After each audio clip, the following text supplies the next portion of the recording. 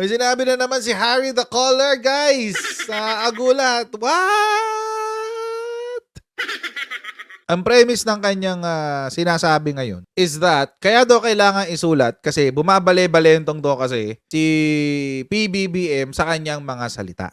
Sigurado ba siya na si PBBM yung nag-iiba? Kasi from what I remember, from the time na kumakampanya si PBBM, up until today, wala naman nagbago.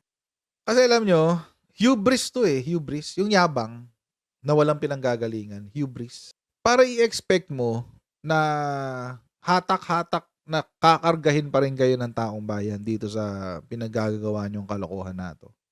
Eh siya nga eh, siya nga, may gawin natin example yung experience niya. Anti-Duterte siya nung eleksyon. Tapos biglang inappoint siya as spokes. Bumaba siya sandali bilang spokes, tapos bumalik.